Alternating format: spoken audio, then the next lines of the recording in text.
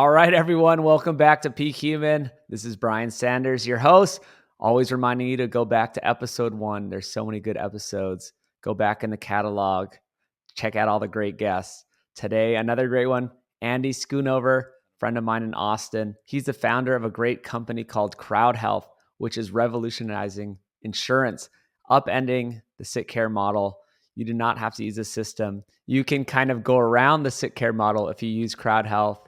You'll learn a lot about it during the show, so check it out. It actually puts incentives back in alignment. This is what I've been talking about for years, how everything is messed up in current society because the incentives aren't aligned. And this helps put it back into alignment, helps the user, help everyone take money away from these insurance giants and help you to focus on your own health and pay money where you want to pay it.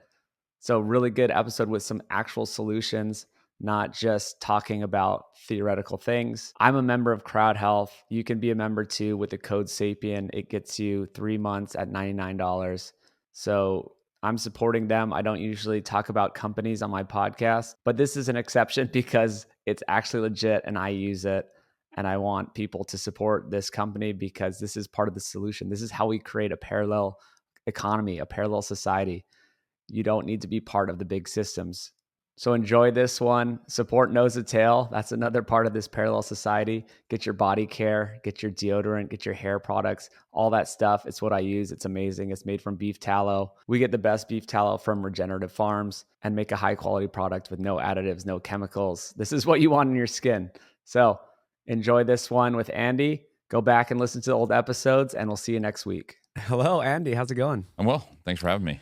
All right. Yeah, I'm doing some more in-person podcasts, which is great. Have better conversations when we're looking across. Agreed. So tell us how you got started with your health journey. We're going to talk about the backwards Sickcare system, some incentives misaligned. Yeah, I do a lot of podcasts with doctors and PhDs, but this is a huge one for me, which is something I really believe in, is turning over that model. Yeah. So tell us more.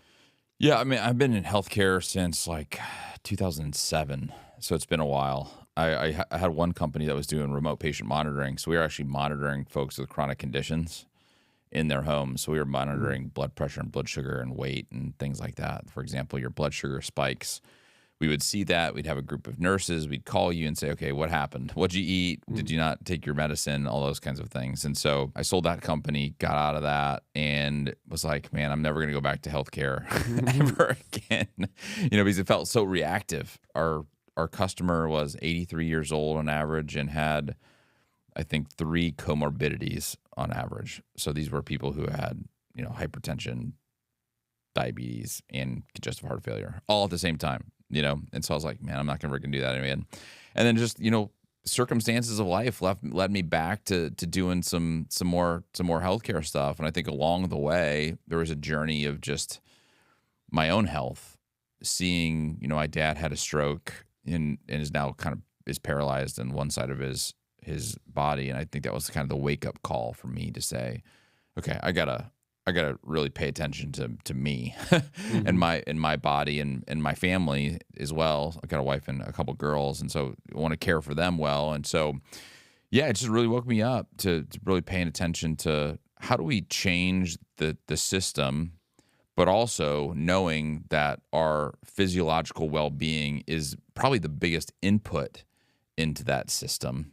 And so we're trying to build a total parallel health system with a bunch of people who are focused on their own health. So it's kind of a fun, huge goal. I mean, we're going up against United Healthcare and all those kind of folks, but it's a one where I think our system needs it. I love that you use the word parallel because I'm trying to start a whole parallel society. Yeah. Well, we kind of are already. Like, what is we're calling the Sapien movement, and the way we eat, we call Sapien. It's just sort of rebranding what we already know. Yeah. It's like a true diet, real foods, animal-based foods, living it within, the bounds of nature. And so part of the parallel society, it's not that it's a different society. We are there, but we're just doing things in a different way. We don't have to go live in the woods or start homesteads or go live in a cave. No, we're in the city, but we're just not using Sickcare. We're not using the big box food stores. We're buying from each other. We're keeping the money. within the economy. So that's what CrowdHealth is doing, Yeah. which is your company, which I'm a member of. And it was great when I heard about it. I'm like, this is for me.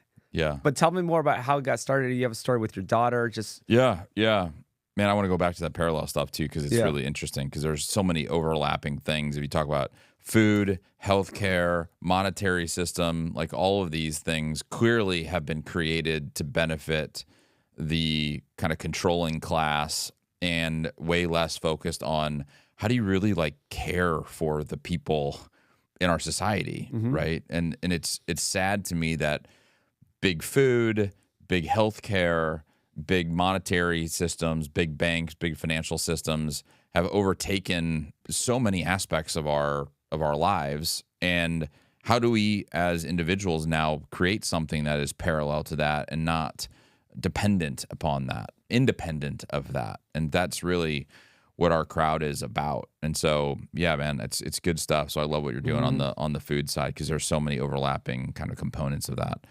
You know, I really, even though I've been in healthcare for a long time, I didn't really figure it out until probably about 2018, 2019, in that time frame.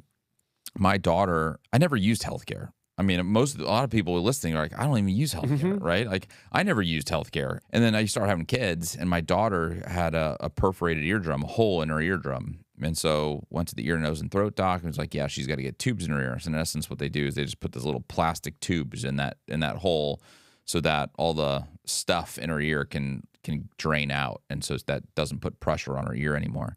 And so great. So we went to the hospital. It was the only hospital in town that was in network to do it, and got a bill, and it was $8,000 for 15 minutes. I mean, we were in the hospital for a total of 45 minutes, and it was $8,000. It was just like, holy crap, man! Like, this is crazy. But this is what health insurance is for. Like, that's the whole point of health insurance. And then we get another note from our health insurance plan, and they're like, yeah, we're not paying for it. It's medically unnecessary. I was like, hold on a second. My daughter literally has a hole in her eardrum. Like, how are you not paying for this? Like, this is ridiculous. And so we went through 2 or 3 rounds of appeal process. It was my ear, and this is how screwed up the system is. My ear, nose, and throat doctor was fighting with an ophthalmologist, which is an eye doctor, about something that's going on with my daughter's ear. And this ophthalmologist decided that it was medically unnecessary. Like, that's how screwed up the system is. And I knew it was medically necessary because she didn't have any more ear infections. She slept at night. Like, anybody who has kids out there who knows like the craziness of that, like she was better. Like, she's never had an ear infection since. Medically necessary. And so I called the health insurance plan. I'm like, man, I quit. I'm not doing this anymore. You know, if I'm paying you, I was paying $1,200 a month for me, my wife, and my 2 girls. I was like, I'm not doing this anymore. And so I became uninsured, and I have been uninsured since 2019.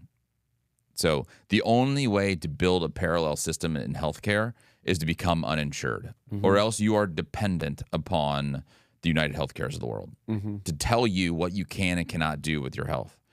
So I should have worn my shirt today. I have a shirt that says uninsured on it. You know, I'm walking through the DFW airport, and people are like, what? Like, what are you, what? Yeah. Like, you're like, yeah, no, like, we're not doing this. We're not doing this game of health insurance anymore. And so, you know, from that experience, I started a company to help people who are uninsured or who want to be uninsured live delightfully uninsured. So, you know, most of our members are like super stoked that they don't rely upon these, you know, big, you know, monstrous entities to tell them what they can or can't do with their healthcare. Yeah, and they don't have to pay them anymore. Yeah, I've been uninsured for quite a while as well. And once I heard about CrowdHealth, I mean, I don't use the medical system either. Yeah. But I did actually have this one time where I had my shirt off at a barbecue. Obviously, I'm getting my son, you know, doing my thing. And I put it in a pile of red ants. I put the shirt back on, and they started stinging me under my arms, like everywhere. And I had this reaction, you know, and I could not breathe well. It was this huge allergic reaction. Cost thousands of dollars. I fought them for a full year.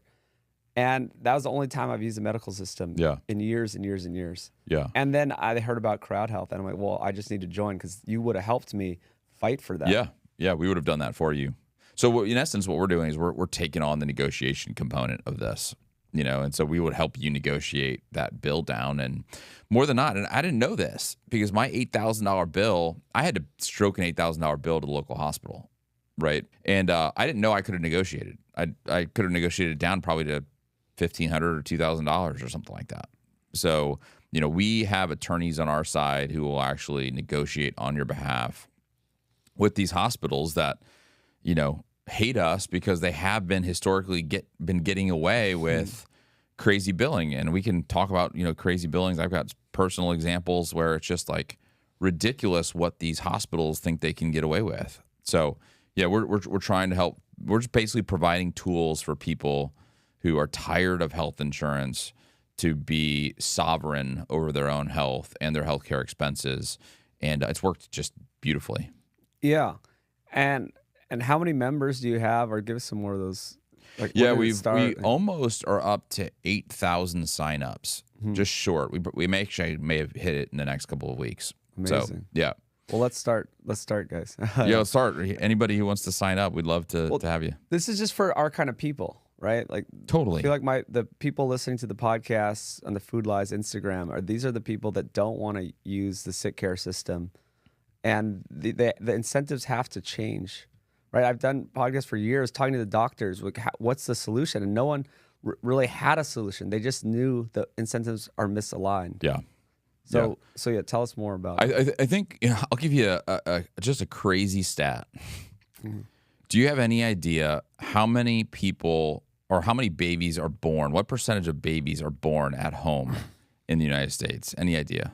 Percent? Oh, it's probably less than 1%. It's 1.6%. Okay, so tiny. CrowdHealth, it's 40%. Oh wow, these are my people. So if that resonates with you, and I'm not saying home births are for everybody, but if you want people who are thinking differently about their own healthcare, like this is your crowd, right? And as a result of that, we're not getting the healthcare expenses that the society, culture in general are seeing. So the benefit of being in this community is you're funding each other's healthcare expenses that are lower on average than the cultural stuff, because we're looking at non-symptomatic, not focusing our medicine on the symptoms, but focusing medicine on the core problem, right? Western medicine is focused on the symptoms. You walk in, your primary care doc's got 8 minutes with you. You tell them X, Y, and Z is happening, and they say, okay, well, here's a medication for this, a medication for this, and a medication for this. Here's your prescription. Go get it, right? Where we have a group community, people are like, no. I want to understand, like, why is this happening? And the vast majority of the time, it's because of something going on with our lifestyle. It's something we're eating. It's something about our lack of working out. It's lack of sun. It's lack of all these things that you and I talk about all the time when we talk to people, but they want to solve it with prescription drugs. So you have a core group of people who are thinking differently than your typical, average Joe out there, which is a great part of a community to be a part of. Well, yeah, that's what I want to cultivate. So do you have a bit of a screening process? I remember signing up. I had to answer a lot of questions, but I don't remember. Yeah, so folks who are overweight aren't allowed in. So if you're, I think it's over 240 now, which is still, pretty high, but depending upon how tall you are. Or, I was talking on Sean Baker's podcast. He's like, would you let me in? I'm 265. I was like, we make exceptions for folks like you. Not smokers, so no smokers. And so I think, the community is actually less about, the application process and more about just self-selecting in. Well, yeah, you're not going out and doing commercials next to a Pfizer commercial and trying to get random people eating. We're not next to Pfizer or Pepsi or one of these organizations. I mean, we're shopping at Walmart for processed foods. You're not hearing about CrowdHealth. Yeah, exactly. Like I am spreading the word. Funny thing, and this is more kind of a business learning. We started in 2021, and the first thing we did is I went on. I don't know, it was like 70 podcasts. And it ranged from anarchist to, I think there was like a transvestite one that was like, I think it was called like the Big Bad Bitches or something like that. And so I ranged everything. And the people who were really like interested in what we were doing, the people who were signing up were the people who were interested in parallel systems, right? We got people from food. It's kind of, let's call it alternative kind of nutritional values. And when I say alternative to kind of what is widely accepted, Yeah. right? So we got a lot of, animal-based people, right? Like those are our people. The other one that resonated was the monetary system. So we got a lot of like Bitcoiners who are like, this monetary system is not set up for us. And then we have people who are said like, I'm anti-Western medicine. And so we got a lot of like holistic, naturopathic, integrative people who want those types of services. And so those are the people that just kind of selected in. It's not the people I chose, although it may be because I'm fall into those categories. But those are the people who just decided to come in and are tired of these big systems. So it's more self-selecting than it is an application process, it's been kind of fun to see that. Yeah, and so the idea is that we're all going to pay less together because we're going to stay healthy. We're going to crowdfund each other. And there's a little bit of responsibility there that's just how communities used to be. We used to take care of each other. Yeah. Yeah. I mean, you think back in the day, like I always call it back to the future a little bit. It's taking what we learned in the past. And, if you have an agrarian society, or let's even do modern day society, the Amish, right, are one specific example of this where they take care of each other in the community. And they say no to a lot of the things that you and I are saying no to on the food side and things like that. And I think there was that study that came out, what is it, like 3 months ago? Did you see this? Where they had like 0 cancer, 0 autism, 0, like all the things that are burdening our current society. The Amish have nothing. All right, just jumping in real quick to remind you about Nose to Tail. Get that body care. That's our #1 seller. We got skin food. We got soap. All the good stuff to put on your body, made from natural beef tallow, high quality, regenerative. We even have hair care products. Go there, check it out, nosetotale.org. Get the biltong while you're there. Best way to get your protein on the go. Nosetotale.org, we got you covered. Well, they also didn't do COVID. I love that part. And they didn't do COVID. They're just like, nah, we're not about it. Exactly. We're just not going to do anything. And they were all fine. Yeah. I mean, you almost have this like little experiment happening in rural Pennsylvania and Ohio, right? That is showing us that all the crap that we're putting into our bodies is having an impact. And so we've got a community that for the vast majority of them have also said, I'm not doing this. I'm not buying into COVID. I'm not buying into big food. I'm not buying into big medicine. And I think we're seeing the results of that. I mean, our bills have just it's been way lower than I originally thought. Since we started in 2021, prices for CrowdHealth have actually gone down, not gone up. Yeah. Because we thought it was going to be up here and it was actually down here. So, and I think it's because we got this community of people that, take care of themselves. So how are you finding are you getting any pushback from anyone? I mean, we get some regulatory pushback. Yeah. I think that's the big one. I saw this clip from Moneyball. Are you familiar with that movie, Moneyball? Oh, yeah.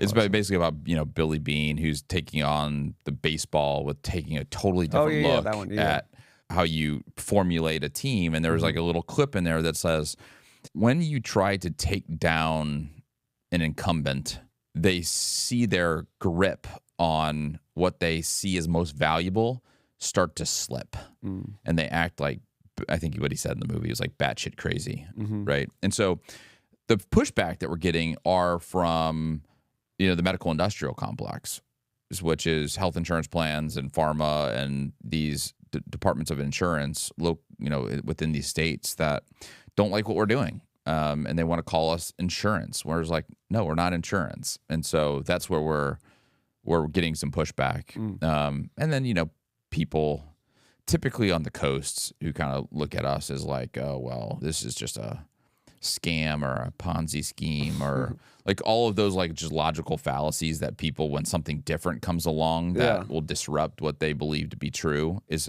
automatically a scam or a Ponzi scheme. Well, we're 15,000 bills in 3 years, 8,000 members, millions and millions of dollars worth of bills that have gotten crowdfunded, and it's working great. Yeah. Well, talk about the current model. Like, so how does the current model work and how does this go around it? Because it's really just sidestepping so much of the corruption and these huge, it's like $5,000 for, like a bag of fluid. Yeah, sure. Yeah. I mean, so Very simply, it is not as complex as you think the healthcare system is. It's all about incentives. And, we kind of talk a lot about that in parallel systems. People who talk parallel systems, it's all about the incentives. And so follow the incentives. In healthcare, it is the buyer of healthcare, which are these health plans, actually have an incentive for bills to go up. So people don't fully understand that. But here's the deal, is they can only make, by law, 15% of the premiums in profit.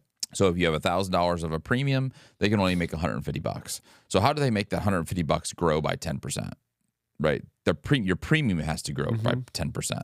Right? So they get from $150 to $165, 10% by your premium going up. So they actually have an incentive for premiums to go up over time.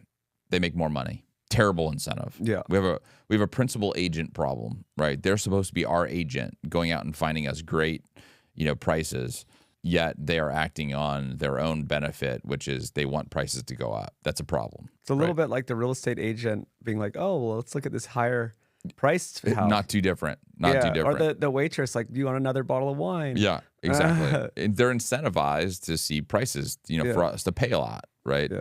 And that's a problem. And then the sellers of healthcare are these big hospital systems.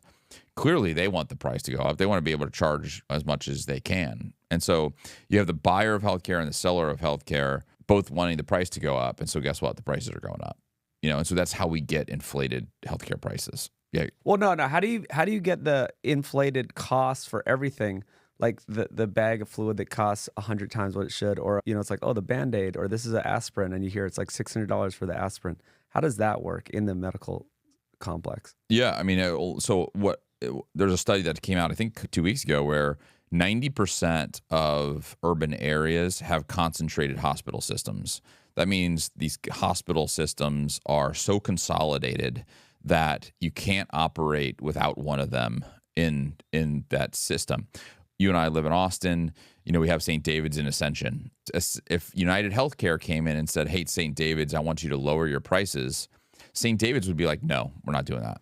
And then United Healthcare would be screwed in Austin because they don't have both hospital systems. Nobody would choose them, right? And so they have basically an oligopoly, negotiating against a duopoly. And as a result of that, you get crazy prices. Right. And so these crazy ones on the individual, actually, there's one in Michigan. It's the craziest one I've ever seen. They have $2,500 for a cup of coffee, decaffeinated Folgers. Like, I kid you not, $2,500. Right. And so, you've got this negotiation spreadsheet, if you will. It's not a spreadsheet. It's a database that has thousands and thousands of codes. And so it's very difficult for buyer and seller to figure out which ones are inflated and which ones aren't. And so you just get these inflated prices. And, the hospital's like, yeah, you guys are going to deal with it. So, and the hospitals, given they want to see prices go up, they're like, okay, we'll do that. It's crazy. It's crazy. It doesn't even seem legal. Does this happen? I know that in Europe and different places, they have completely different systems, but like, how in America are we so screwed where it just climbs and climbs and climbs, and you can have a $2,500 cup of coffee? Yeah, because there's nobody out there that has the capital and the incentive. Two things. You need the money and the incentive to go and try to change it, right? And so the hospitals want it to go up. The health insurance plans want it to go up. They're the ones that have the money. The patients aren't incentivized to fight it because the insurance plan is going to pay for it. We're totally powerless. The patient has zero power. Like, zero. How would you affect anything? Yeah, zero. Yeah. And so, I think you will see, wink, wink, that there are now people that have capital and the incentive to go after some of these pricing schemes. I was in the ER, unfortunately. It was a Nothing Burger 8 months ago, and I got charged an occupational therapist and a physical therapist came in, watched me put on my socks, brush my teeth, pee, and walk down the hall. They charged me 6 15-minute visits for that 10-minute interaction at $400 a visit. So I'm $2,400 down by them walking into the door. Yeah. And me, if I was in insurance, I wouldn't care because the insurance company's paying. But you know, me with CrowdHealth is I care because, you know, I'm paying for it, or the crowd is paying for it, helping me pay for it. And so I'm fighting it. You know, and it's like, you guys can't do this anymore. And so I'm a bit of a unicorn in which I've got the resources and the incentive to see some of this stuff change. And you will see it from CrowdHealth being very active in that to fight back against this stuff, because it's not right. It is, from our perspective, it is illegal. Yeah. But nobody's been able to push back on it. Well, it's a scam. There are some documentaries about this. You know, it's people are kind of waking up that it's a big scam. Yeah. Like an actual scam. Yeah, I don't know if we can use this term. It's like it is a scam, right? It seems like some sort of scheme. I have no problem using that term. And if here's the thing is, if a hospital wants to come after me and sue me for saying it's a scam, okay, let's open up your books. Let's do some discovery. Yeah. You know, none of these hospitals want to do discovery because we can open up the books and show that they're paying, you know, getting paid $2,500 for a cup of coffee, or $5,000 for a cup of you know, saline solution, which I can buy for $7 off the internet. Like, they don't want that stuff out, right? But somebody's got to be like, no, we got to talk about this. Like, you can't be doing this stuff. So come after me. I'm happy to engage in that. Yeah, if there's some big lawsuit, we could probably get some big money behind it. People who want to fight the system. Oh, there is. And yeah, like there's people money come out of the woodwork. Yeah, like even our last guest, Jason Karp here. You know, he's like trying to fight the system. He's got some resources. Yeah. Like, let's fight. There are more people than you would think that have resources and want to see this changed. The bad of kind of our zero interest rate, you know, ZIRP, you know, what people call it, over the last 10 years is that we have massive inflation and monetary system is shutting down. A lot of the good is we got a lot of people who have money who now want to do something good with it. And so I'm pretty good at finding those people. So we've got a good group of people who can back significant lawsuits that I think will change us. It is not going to change in the legislature. Like, we can kiss Congress goodbye, right? Like, they don't get anything done. Whether it's the state or the federal government, it's just not going to get done. It's got to be done in the courts. And most of the time, the courts make decent decisions. Not perfect, but decent. Better decisions than our legislature. It's kind of like with the food thing. It's not going to happen from the dietary guidelines changing. Like, I love Nina Teicholz, but it's not really, she has the Nutrition Coalition, but it hasn't been successful for many years. And maybe there's a different strategy, but really what happens is people just do it on their own. So it's like something like CrowdHealth, it's kind of that, is people doing it on their own, taking health into their own hands. And you have to feel personally sovereign, so, you know, personal responsibility over your own healthcare. And I think we've gotten to this culture, and health insurance is a perfect example of this, is like, we want to give somebody else the responsibility for stuff that happens to us. You know, we kind of want to shirk responsibility as a culture. And CrowdHealth, we're seeing real data now of people acting differently because they don't want to screw the crowd. You know, the cool thing about us is, like, if you were to get hurt, my money would go directly from Andy to you, right? As opposed to me sending my premium to United Healthcare. Like, I know that I'm helping Brian directly with his healthcare event. That's pretty cool. We had a person who had a miscarriage, you know, a while back, and we sent something out to the community to say, hey, would you help with this miscarriage? And we had women come back to be like, man, this is a part of my history. Like, I know what this family is going through. Like, can I give more? You know, and you're like, what? Like, that's a characteristic of a community. Like, they would go above and beyond to help other people. Whereas United Healthcare, you don't care. Like, you think you're screwed every time that you're sending them money. And so here you're actually like helping another person directly, which is just super cool. So it kind of comes back to that, like, community component is super important to what we do. That's what I'm about.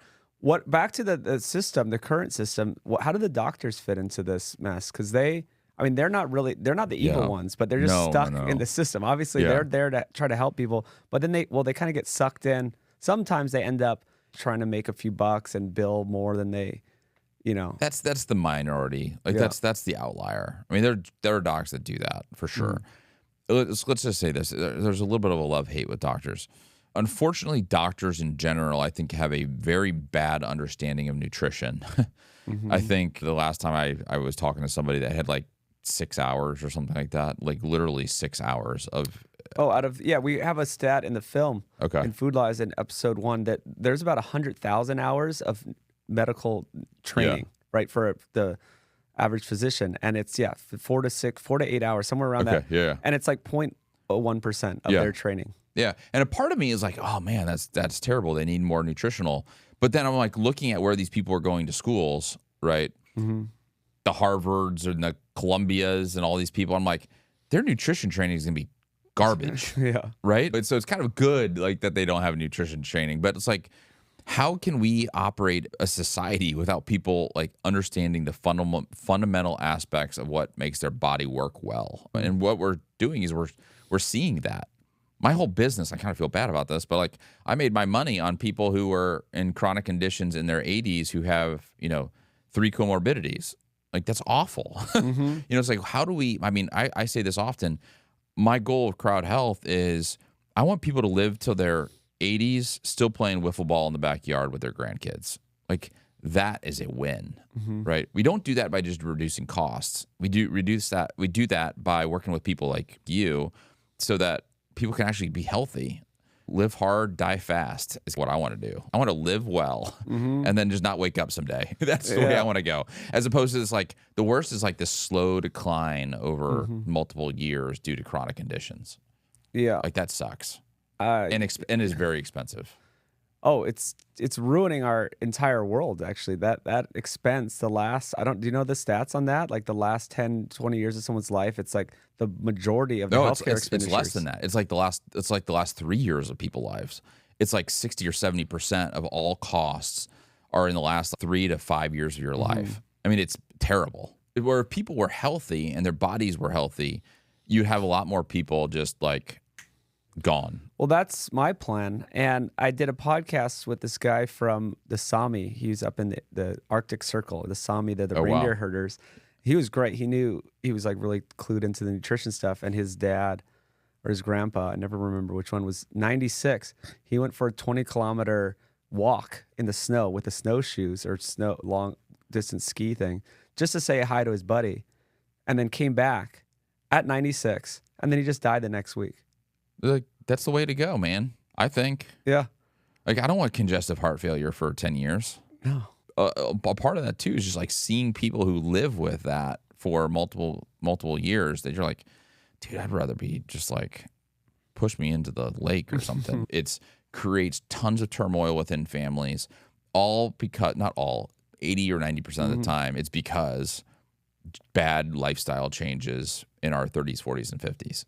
Yeah. Right? Like, that's why I'm like such a fan of yours and what you're doing is like we need to educate people in their 30s, 40s, and 50s so that they don't have these chronic conditions in their 60s, 70s, and 80s, right?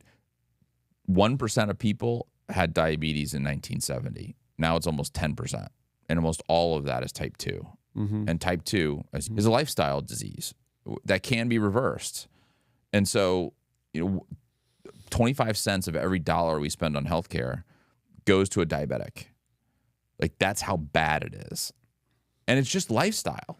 It is. And the ADA, they don't do anything. The incentives aren't to cure diabetes. Their incentives, even though they're not necessarily evil, but their incentive is to make more money treating diabetes. Yeah. They're not there for the root cause. Their recipe book is like processed foods and grains and sugars. It's garbage. It's hilarious. It's total garbage. That's not funny. It's actually not funny. It's not funny. And they're the ones that are coming out and saying this animal-based diet is bad for you and causes cancer and causes diabetes. Like, that's the other crazy one I just saw. Like, animal-based diets cause diabetes. I'm like, who are you studying? Like, it's like, people who go to McDonald's, yes, they're eating a little bit of meat, and it's like 80% of the food they're eating there is seed oils and refined grains and sugar and corn syrup. And so I guess they're including the little tiny patty into that. Yeah, exactly. Obviously. Yeah, exactly. So, yeah, I mean, that's what we're trying to do. And it's a tall task. But like, somebody's got to go out there and try to change this. And I feel like what you're doing on the food side, what we're doing on the healthcare side, what a bunch of people are doing on the monetary side, I feel like there's a spark of hope that some of these movements will progress and thrive. And it's like, we need people listening to this, like put their money where their mouth is. Like stop paying money to PepsiCo. Stop paying money to United Healthcare. Stop paying money to JP Morgan Chase, right? Like put your money where your mouth is and support companies who are trying to do these things, support projects of people who are trying to do these things, because that's how we can thrive.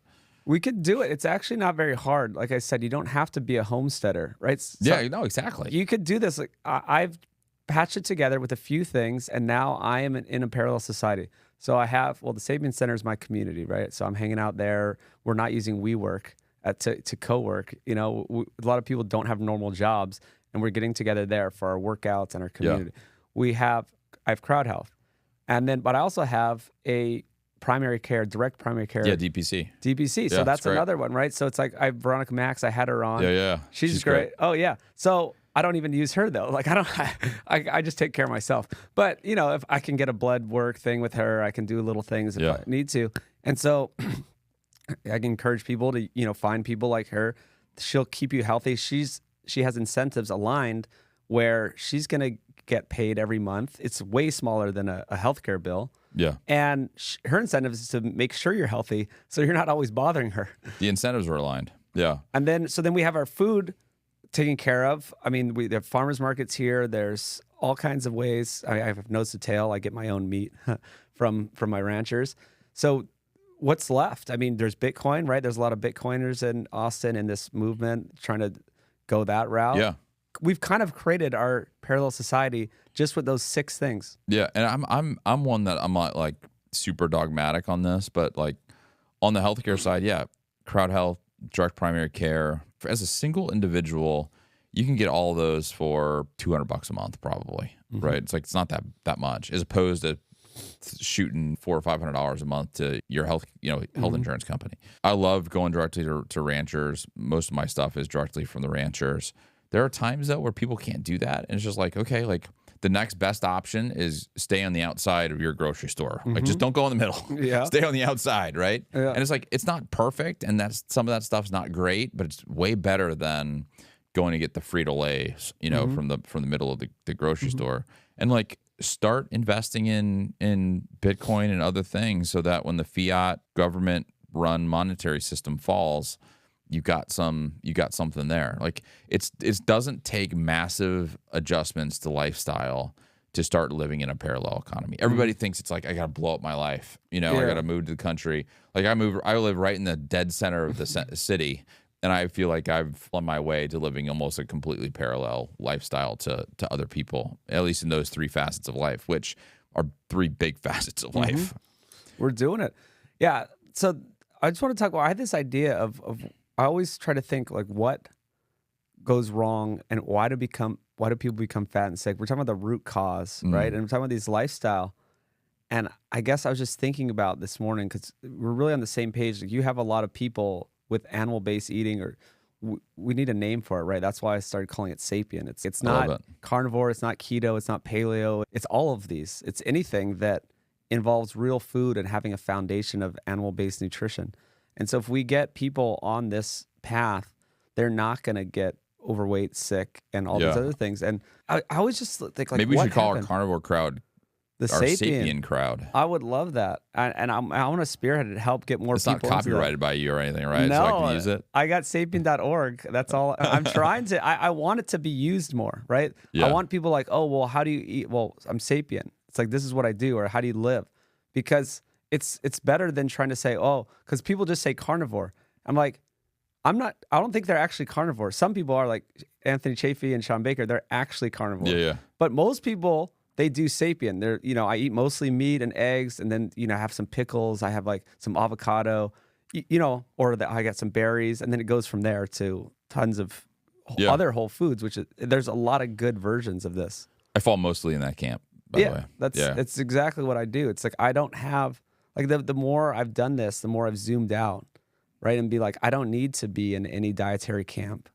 Like I call it camp, no camp, where it's just, well, I don't want to be wrong for one thing, right? If you have this nutrition philosophy, and then if it's like so hardcore that it's carnivore, but then there's these healthy pescatarian people that lived for hundreds and thousands of years, that just kind of debunks your idea that carnivores. Yeah, totally. That fits in my idea. Pescatarian is fine. If you're getting whole foods, you're getting fish, you're getting eggs and milk and all this stuff, great. Yeah. That's a great diet. I don't care. I'm not dogmatic on it at all. I mean, I think that people who live carnivore, God bless you. I can't do it. I do feel like our genetic makeups are different. And so I think some of us who have ancestors, especially who lived on the coasts, tend to have had a little bit more of a fruit type of diet, fruit and meat, or closer to the equator. And fish. It was meat, fish, fruit, because you're closer to the equator or you're closer to the water or whatever it is. Whereas others have a much more meat-based diet. I mean, you just went to the Arctic Circle or whatever it was.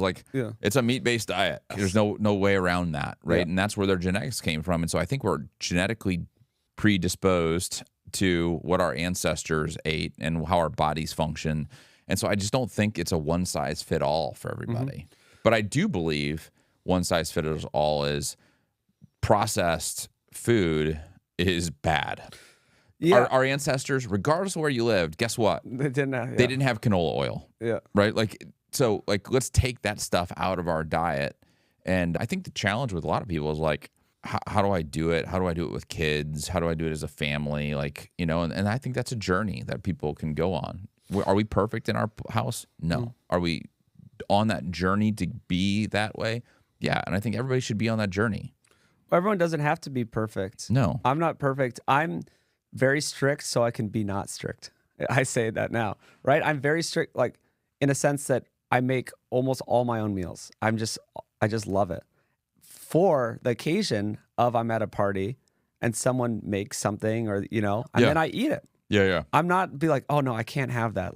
Tell me all about this. I'm like, well, no, I mean, I do this as much as I can. That's totally healthy. Yeah.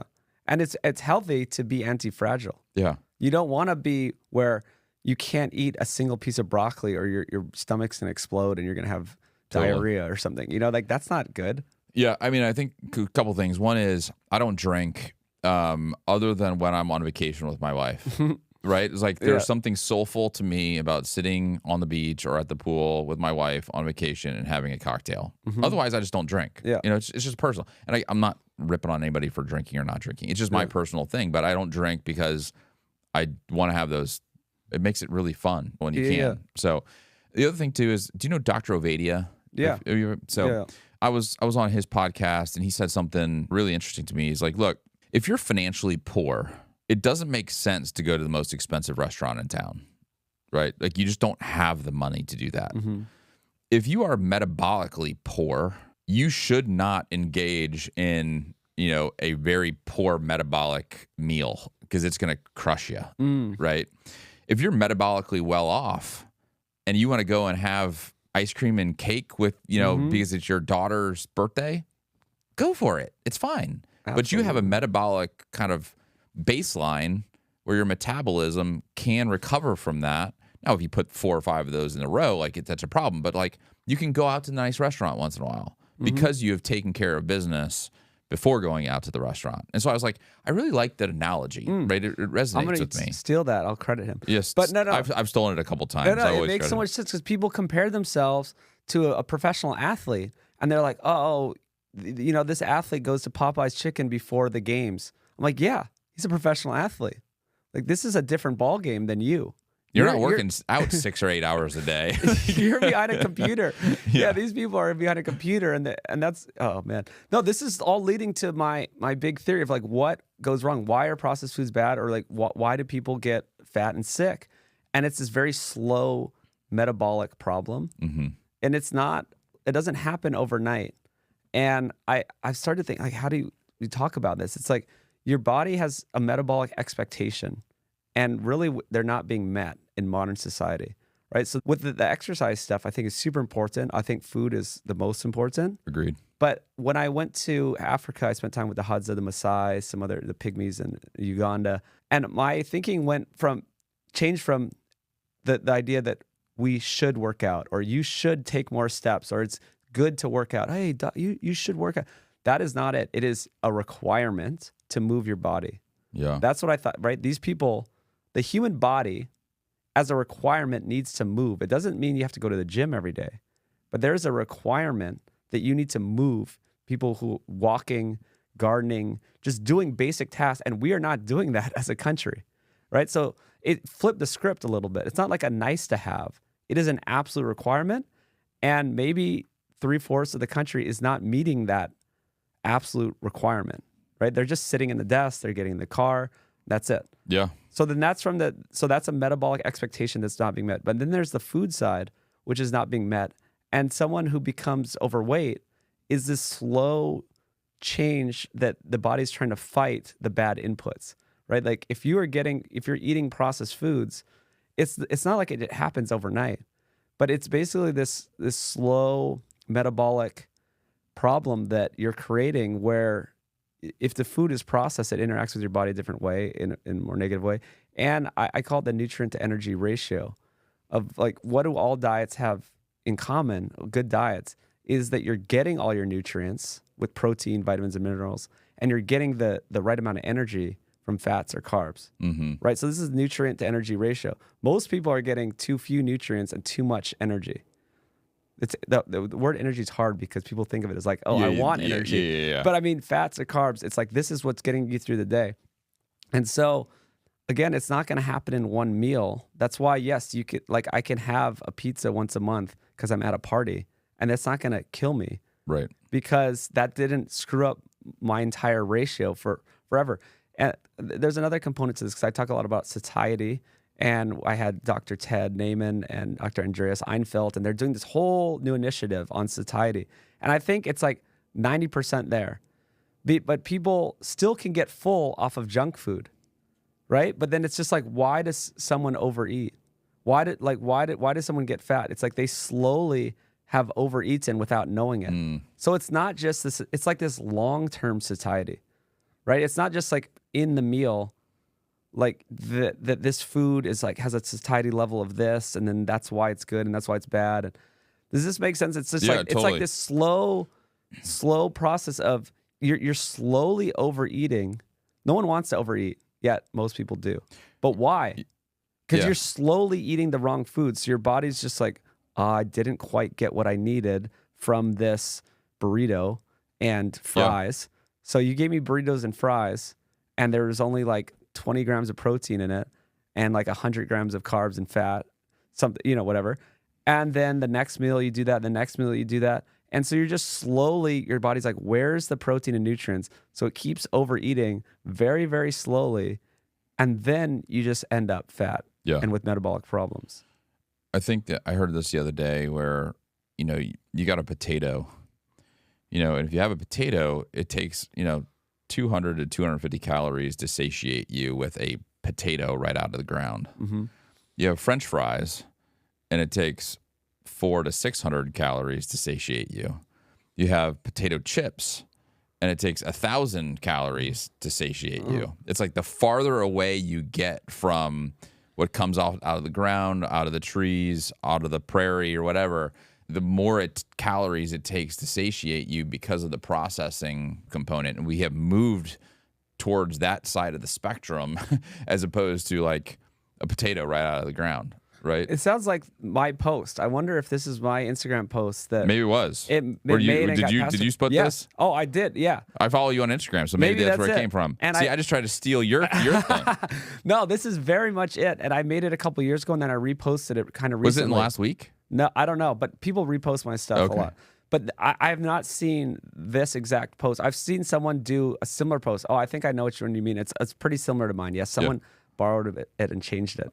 But and I did it with the satiety part and the calories part, because when you get to the potato chips, that is a very, very little amount of potato per calorie, and it's a lot of oil. Basically, you're just eating a bunch of seed oils, right? And so that it kind of is that nutrient to energy ratio that is like the nerdiest, weirdest, obscure thing that no one cares about, but is actually everything.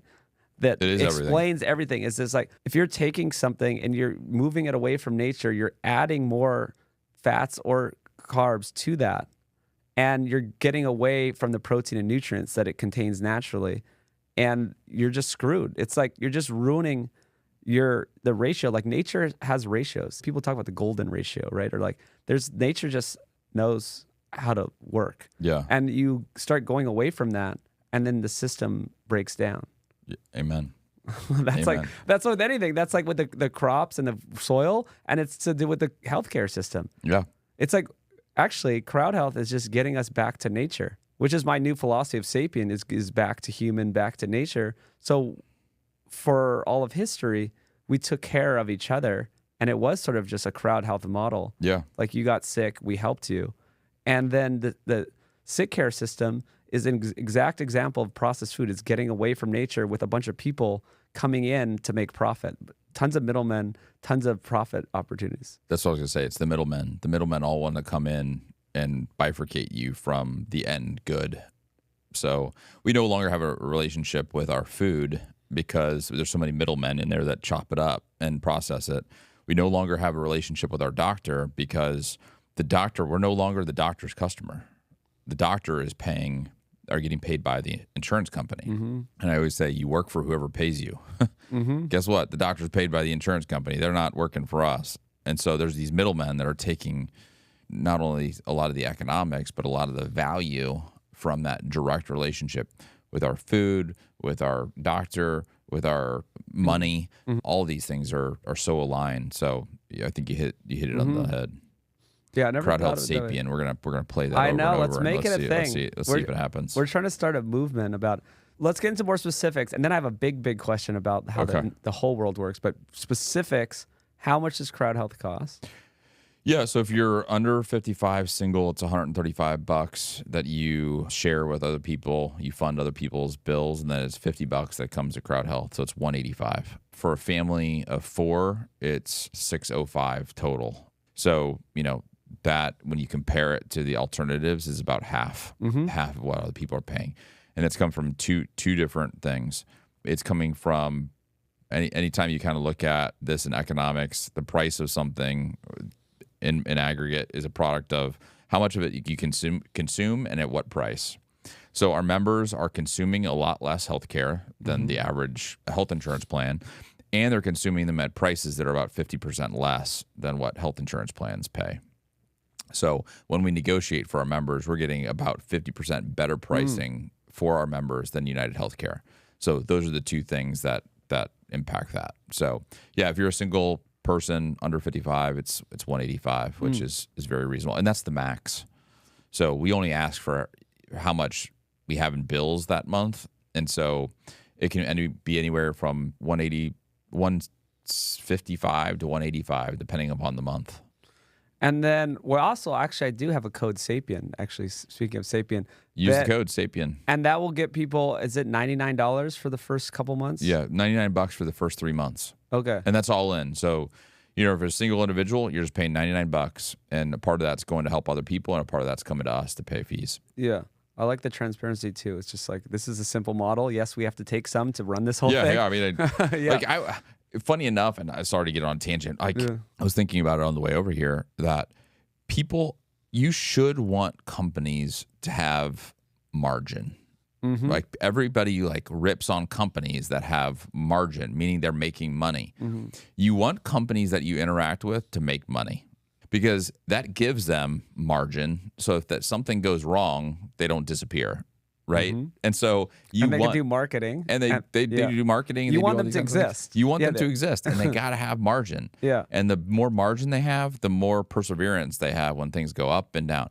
We're seeing this in hospital systems right now, and back to the problem is these hospital systems have been focused on 3 to 4% net profit.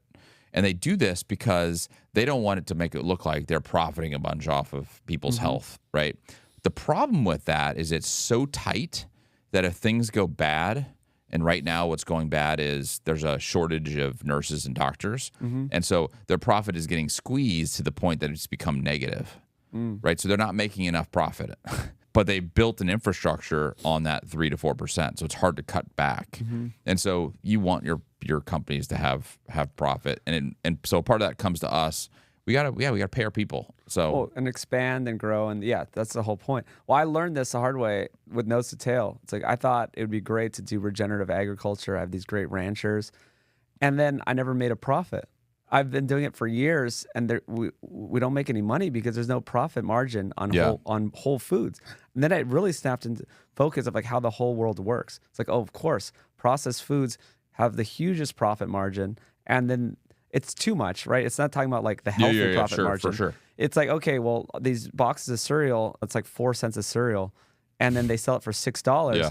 And then they times $1 billion, and then they're controlling the whole world, right? Then we get to where we are, and they're doing lobbying, they're doing marketing, they're doing fake studies. Yeah, totally. Yeah, so that's not what we're talking about. But it kind of snapped into focus why there aren't a lot of companies doing good in this world just selling whole foods, because you're not going to make any money that way. Yeah, it's hard, and that's why getting back to like, if you want this to happen, go vote for it. Like, vote for it with your money. You know, and I totally realize a lot of people out there are living paycheck to paycheck, and it's hard to pay a little bit more. I think in the end game, it's actually less. But I would also say that, like, if you can, go shake your rancher's hand and buy directly from them, because it's good for your health, and it's good to build that ecosystem of people that are doing those things. Well, yeah, we're all, that's the way forward. Yeah, we're all going to be healthier that way. We're going to create our parallel society that way. And here's before my big question. You're starting to have cohorts now within CrowdHealth, which I love, because I mean even CrowdHealth already is a healthy cohort that's going to pay less. But if people I've talked to podcasting for years, people are like, what if we could get a bunch of people together that ate this way, and then that was our insurance model, right? That was our people that we had to cover, because that's what I want. I don't want to pay for someone who eats trash all day. Exactly. You know, I think we need to stop subsidizing bad lifestyle decisions. I think the people who are making good lifestyle decisions are getting the physiological benefits of that, but they should also get financial benefits of that, and so they should pay less. And so what we're doing is we're saying, hey, can we get a group of people who are dedicated to living a lifestyle that is aligned with one another's values? And we're building a crowd right now. We're actually going to announce it here in the next couple of weeks, of kind of an animal-based diet. We're still trying to come up with a name, so we'll come up. We'll let lobby you know for Sapien. I'm gonna go lobby for it when I get back to the office. But it's in essence what it is there are going to be metrics that you have to abide by to be in this community, and they're metabolic metrics. It's either going to be a fasting insulin or an A1C or a body fat percentage, or you got to fill out one of these three. Just but depending upon what your kind of diet is, one or two of those may work or may not work. But if we do believe that if you follow one of those three, then you'll actually it'll show that you're metabolically What about healthy. triglyceride to HDL ratio? Yeah, I mean, and that could be one of them too. So we're trying to figure out like what are going to be the governors of that. And so for me, I would do great with the A1C because my A1C is under 5. I would do great with the fasting insulin because my fasting on the insulin is under 5. I do great with body fat because my body fat's under probably 13% or something like that. My triglyceride to HDL ratio sucks. I've got bad triglyceride. Like, it's just a part of my family history. Like, I've been keto carnivore for a long period of time without processed foods, and I just can't get that freaking thing down. So my triglycerides to HDL don't work. And so that's why we're saying is like, if you can show that you have one of these, then it will prove that you are at least mostly metabolically healthy. I mean, I can't watch on a ring cam to figure out like, what are you eating tonight? You know, nor do I want anybody at the birthday party being like, oh, you're having ice cream. You know, it's just like, dude, like, let's not do that. No. However, I will say that there are multiple decisions during the day in which I am tempted to go and do something bad, right? Like, I'm a broken human being, right? Like, and I believe that if we have this group, people will make better decisions. Like, they're like, okay, now there's actually like a real consequence of me being bad over a period of time, right? And so I think it'll be great. It'll be a cool social experiment. I want an animal-based diet group, and I would love somebody to have a vegetable-based group that they all fund, plant-based group. And then let's do away with all of the the battling back and forth. Let's see who has the higher costs. Let's do it. Let's play out the experiment and let's see. That's interesting. Well, I think the real problem is the processed foods, though. Because some people, if they go plant-based or more plant-based, I don't think anyone should go vegan.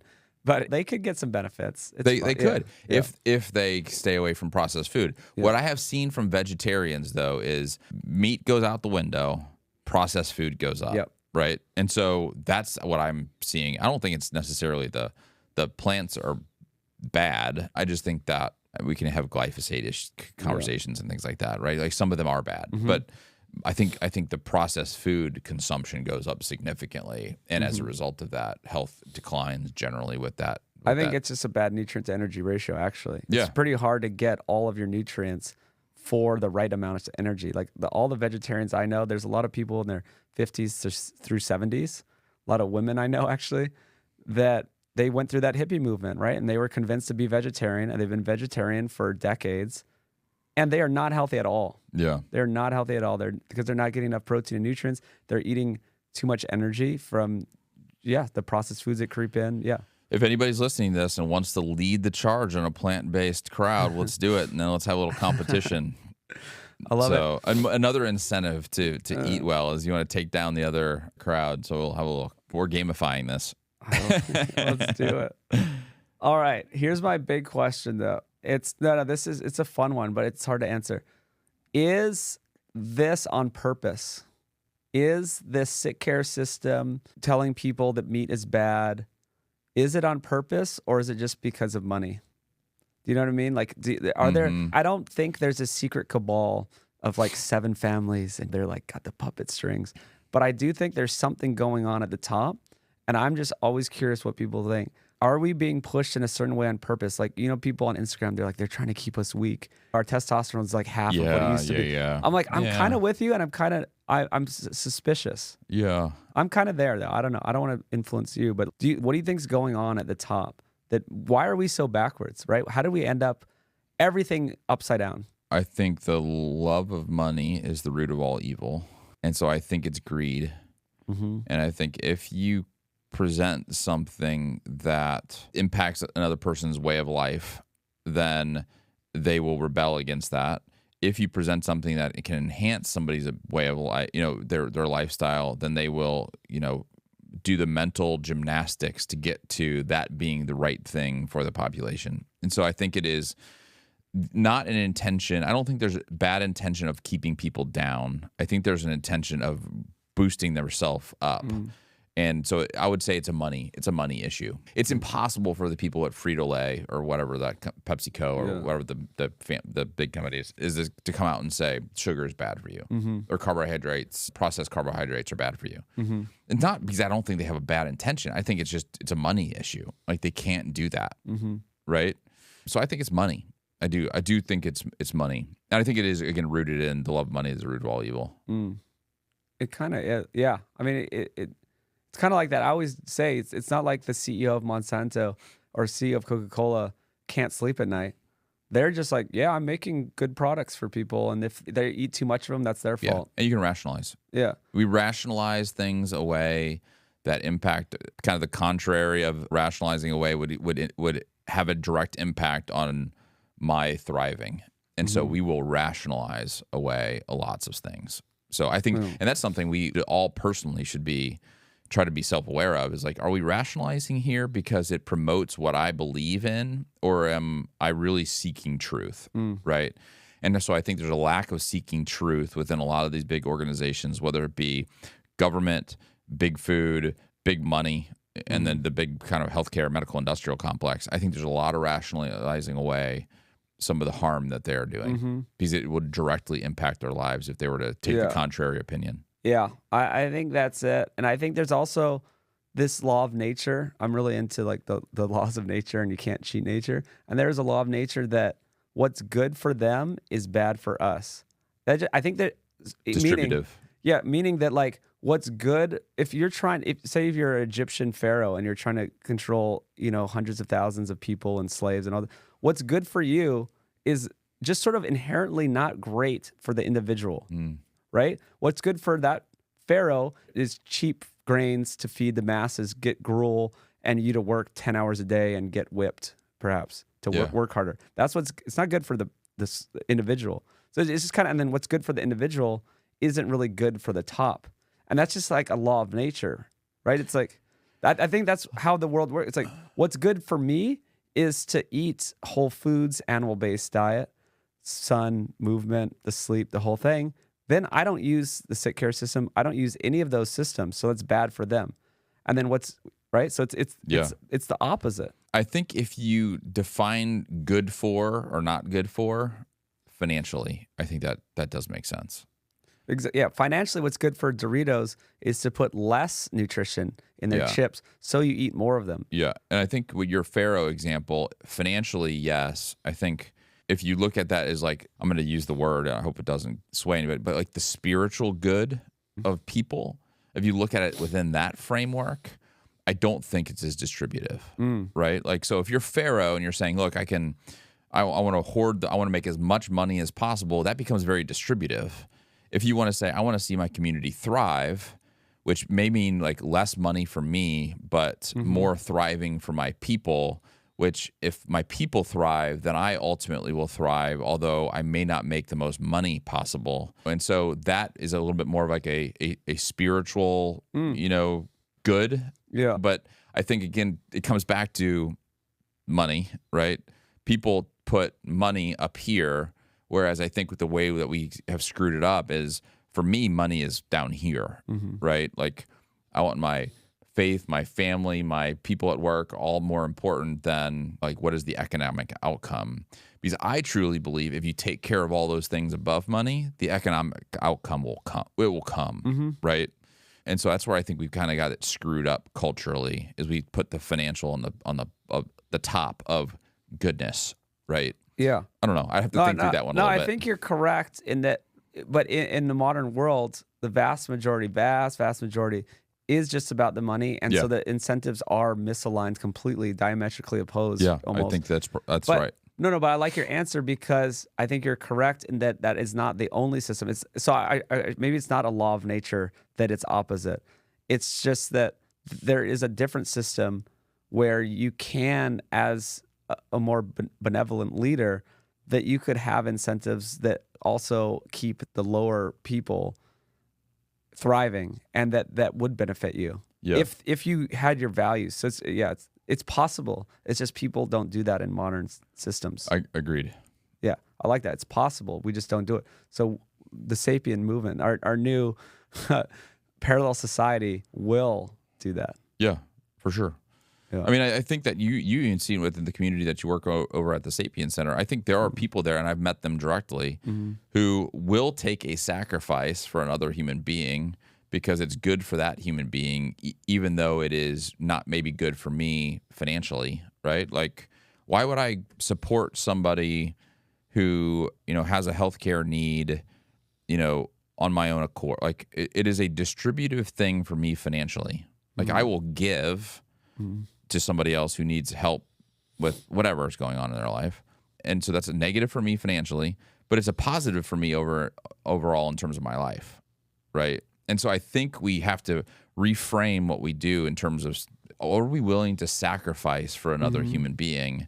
And is that truly a sacrifice, or is there goodness that comes out of that? I feel better spiritually after giving than taking. It's better to give than receive, right? Yeah. Like, and I just believe that that's where we've gotten screwed up, is people don't want to like sacrifice for other humans. I believe in your movement, I have seen it.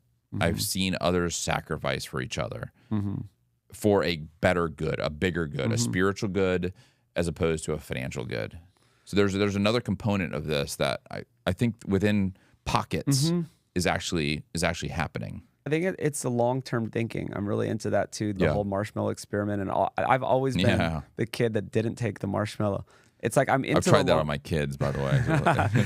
But it's a long-term thinking. So what you're talking about is we can have even a financial benefit long-term if we support our community. It's just a longer-term thing. And then down the road, we're gonna be thriving as a community. And you can get that benefit for yourself even you can theoretically in the long term get that benefit back. I think you do. Yeah. Generally.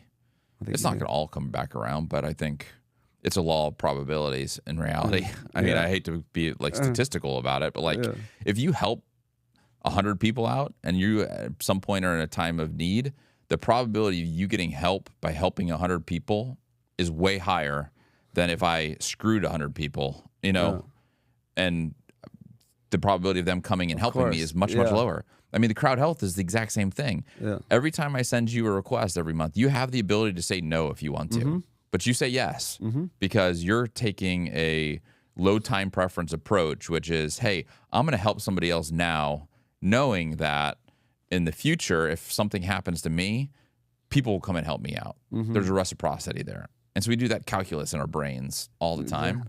And so I don't know. I'm on the weird side end of the spectrum where it's just I want to give to others and help others, and I think it'll come back to help me at some point. But spiritually, in the moment, I feel way better giving to somebody who needs help than being like, nah. This is great, and CrowdHealth is for that the bigger disaster thing. We didn't quite hit that, but I don't really need health insurance. But yes, I could get hit by a car. Yeah. Or like I play sports, I jump off cliffs. I go home to Hawaii and do backflips off 60-foot cliffs. Yeah. And I've gotten hurt actually way back in the day by it, and it was terrible, and I had to go to the hospital. So that's why I have CrowdHealth. And so just because you're super healthy, like you definitely want that safety net. Yeah. So babies and injuries are number one and number two costs. Yes. So it's like, and I'm all for helping people have babies, and I'm all for people like you who are out and active and they tear the ACL doing something crazy. That's just stuff that just happens, right? And so instead of paying $15,000, you pay for the first $500. We'll send the remaining $14,500 to the crowd. And so far, if you have been a giver when other people have asked, 100% of the time we've been able to fund it. It's always worked. It's always worked. It's always worked. The system works. Wow, who would have thought? All right, well, let's support CrowdHealth. Use the code Sapien, get $99 for the first 3 months. Let's spread the word. I think this is just a great business, and I support it, and that's why I wanted to have you on. Yeah, join a bunch of other Sapiens. Yeah. I do. I think I need to make more of a landing page of like, what is Sapien? And like, let's make it a thing. That was my first question when I first heard it at the Sapien Center. I was like, what is a Sapien? I don't know what it is. Well, it's just someone that lives more according to nature and how Homo sapiens our co-friend John explained that to me. I was like, man, I like that. That makes a lot of sense. Yeah. All right. Well, let's make this a thing. Appreciate Andy, it. Thank you so much. It was fun to be here.